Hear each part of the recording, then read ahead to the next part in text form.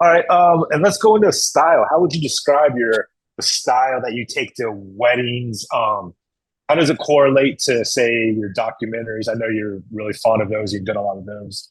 What are some similarities and what are some differences as far as the artistic approach you take to those jobs?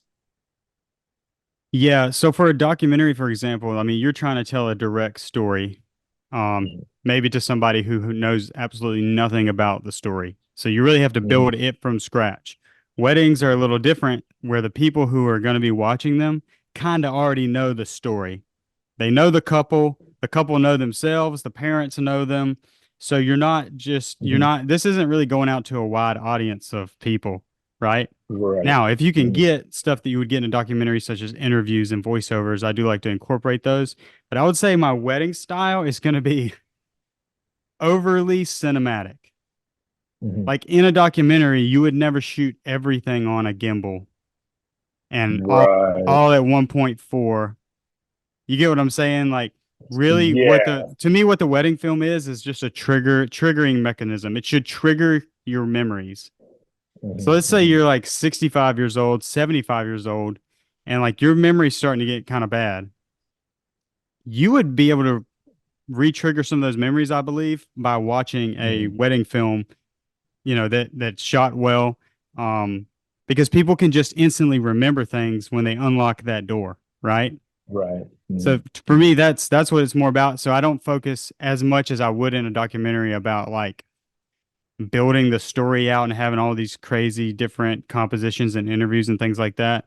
I'm really just Mm-hmm. trying to like give you a stream of memories to go back to, if that Kind makes of, sense. kind Does of, that make kind sense? of more, yeah, kind of more in the moment. You're And like capturing the from moment. a technical standpoint, I shoot it all as fast as humanly possible to just give it the most Hmm. bokeh, right?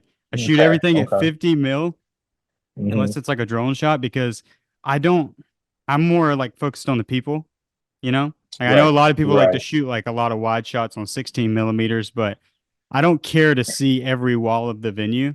I'm more of just like Right. really honed in on a person and then every now and again using Yeah. like a drone shot to get a nice establishing shot. But I don't do a lot of Hmm. scope.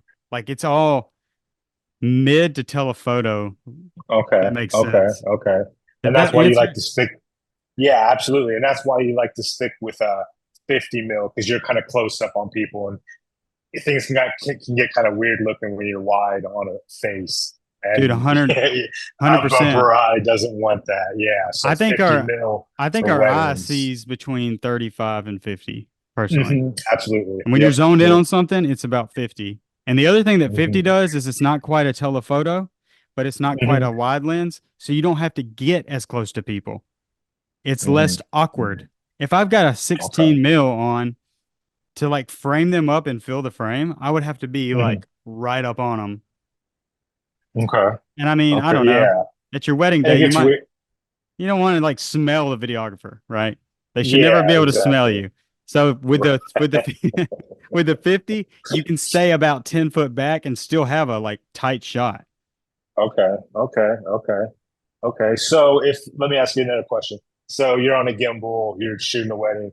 You have the option to go with a say a 15 to 35 where you kind of have some range, but it's a 2.8, or just a little nifty 50, say like a 50 mil 1.8. What would you choose in that situation? It's funny because like having the zoom is a good advantage. And actually, Hmm. Fujifilm just sent me a lens. It's like a 15 to 45, and it's a great lens. It's Okay. just 2.8 and versatile, right? I Hmm. might lean more towards using that like at a festival or something. Not that I wouldn't use it. I would just always have that super fast 50 prime for when the sun goes down, whether you're Exactly. inside or outside. That's where that Hmm. lens really shines. Or no, that's not where it shines. That's where that lens comes in clutch. Yeah. It may You not get an be extra the stop, right? cleanest image ever, but it's still going to look good and it's going to hold its Right. own. Now, where it shines, weirdly enough, is in the broad daylight with a good Okay. ND filter on it, whether that's like a hard stop ND or some kind of VND. I use the Hmm. Canon VND that attaches to the body and then you put the lens. Yeah. That VND might be one of the best variable ND filters I've ever used because all my other ones, even the Tiffin I have, has a slight vignetting. As you go down, Canon, I don't know what they did, but it is hard all the way across the board. The color looks great. And so Something about that filter being close to the sensor, huh? yeah, that's definitely got to be it. That's definitely got to be the reason. I mean, you're looking at 3 or 4, maybe 5 inches of, it coming closer. So Right. Yeah, that's a big. Yeah, that makes a difference. Okay, cool. All right, great. Well, let's move on.